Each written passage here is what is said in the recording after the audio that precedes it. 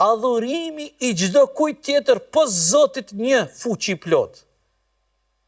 Si dhe çfarëdo lloj forme tjetër që mund njerëzit të adhurojnë Zotin, po krahas Zotit t'i bashkangjitin zotra të tjerë të rrejshëm në mënyrë të parësyshme, është idhujtari, është politeizëm, është mohim në kuptimin e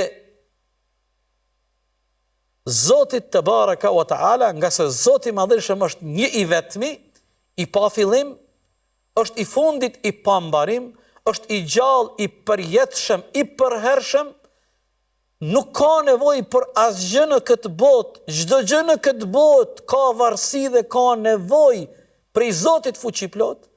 Zoti nuk është i lindur dhe askush nuk ka lindur prej tij. Zoti nuk ka as nane, as bab, as fëmijë.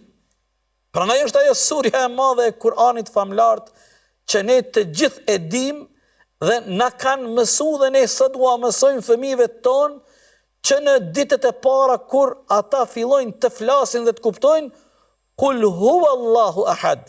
Thuaj, Allah është një i vetmi, i pa shoq, i pa fillim, i fundit i pa mbarim. Allahu Samed. Allahu nuk ka nevojë për asgjë në këtë botë. Çdo gjë në këtë botë ka nevojë për Allahun fuqin dhe madhrinë e tij fuqi plot. Lem yelid, ai Allahu i cili është një i vetmi, i pa shoq, nuk ka lindur nga askush, nuk ka as nane as bab. Wa lam yulad, dhe askush nga ai s'ka lindur, nuk ka as fëmijë, as djalë, as vajzë. Në momentin kur ne këto konceptet e jetës njerëzore dhe fizike i përzim me konceptin e besimit të drejt, e koncepti i besimit të drejt i vetmi, i pranuar, është njëshmëria ndaj Zotit një. Zoti është një i vetmi, nuk i bashkangjitet e nuk i mveshet asgjë Zotit të madhreshëm.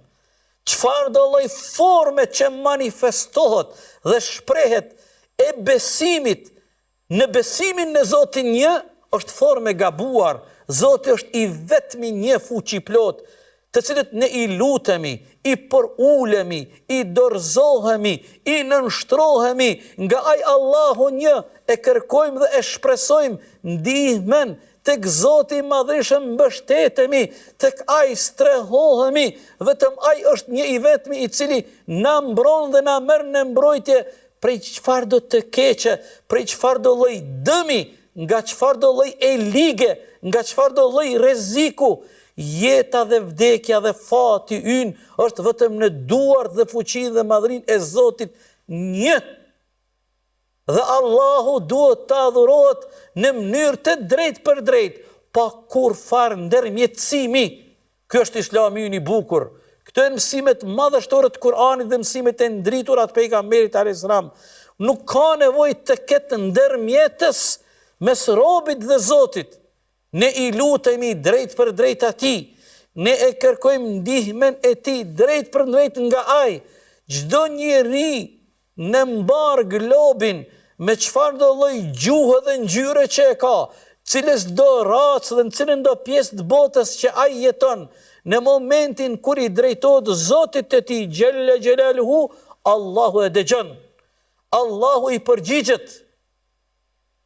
Por në momentin kur ne i bashkangjitim, i mveshim pa drejtësisht edhe diçka apo edhe dikën tjetër Zotit ton, atëherë ne kemi bë krimin më të madhin në raport me Zotin ton, nga se jemi tregu të pa dinjitetshëm, jemi tregu shumë të pa edukat përballë Zotit një i cili krijoi mbar gjithësinë dhe kosmosin.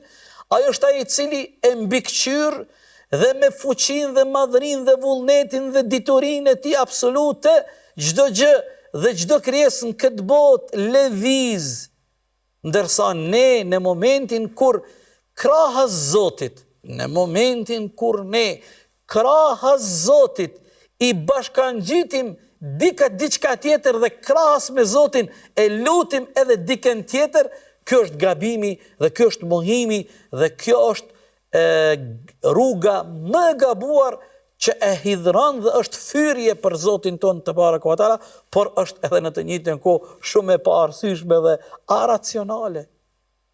Nuk ka arsye ne krahas Zotit me lutë edhe dikën tjetër, apo krahas Zotit me konsideru edhe dikën tjetër Zot, apo krahas Zotit t'i bashkëngjitim madhërisë dhe Perëndis Gjelle Gjelaluhu edhe dikën tjetër sikur Zot, apo çfarë do lloj që mund të shprehemi apo mund ta shpjegojmë, është aracionale, është e pakuptueshme, është e paarsyeshme, nuk kuptohet. Zoti është një i vetmi. Nuk ka mundësi që dy, as më shumë as më pak. Zoti është një i vetmi, Dhul Gjelal. Zoti është një i vetmi, Dhul Gjelal. Prandaj pejgamberi alayhis salatu wassalam tha: "Kul inni nuhitu an a'budu alladhi tad'un min dunillah." Thuaju ti atyre, mua Allahu ma ka ndaluar, mua Zoti ma ka ndaluar që unë të adhuroj ti adhuroj ata zotra që ju po i thrisni e po i konsideroni e po i besoni për zotra të rrejshem, se Zoti i madhrishëm është një i vetmi i pashoq dhe nuk bëhet dy.